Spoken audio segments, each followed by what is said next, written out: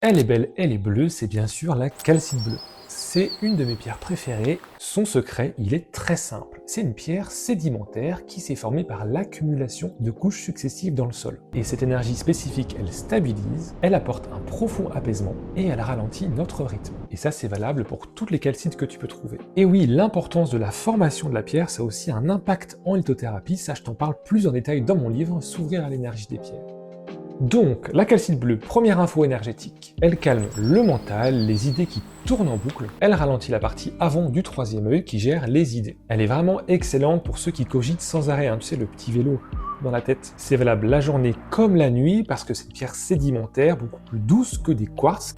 C'est vraiment une pierre de discernement sur le plan mental, mais aussi sur le plan émotionnel par effet ricochet. Les énergies se posent dans le plan mental, puis dans le corps et dans les émotions. Si tu as des enfants, n'hésite pas à essayer, j'ai eu des dizaines de retours positifs avec la calcite bleue pour calmer. Deuxième info, elle fait fondre les angoisses et les craintes. On va prendre conscience des couches ou des strates qui nous composent. Rappelle-toi, c'est une pierre sédimentaire, des couches successives comme ça. Et bien avec la calcite bleue, on peut aller voir toutes ces couches justement qui nous composent et qui peuvent nous gêner. Par exemple, des idées préconçues, un héritage de pensée familiale, et bien ces couches, tu peux les voir disparaître tranquillement en méditant avec la calcite bleue.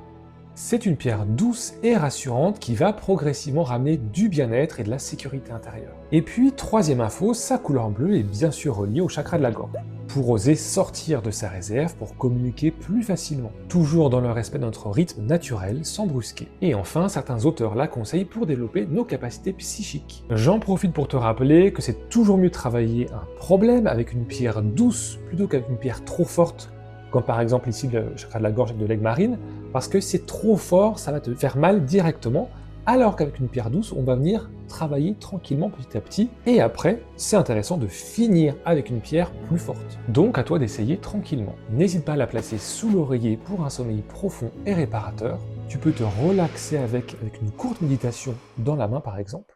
Tu peux aussi la placer dans une pièce pour apporter beaucoup de douceur et de communication. Bien sûr, pense à la purifier régulièrement. C'est une pierre courante et peu chère que tu trouves dans beaucoup de boutiques comme la mienne. Je te mets le lien dans la description de la vidéo.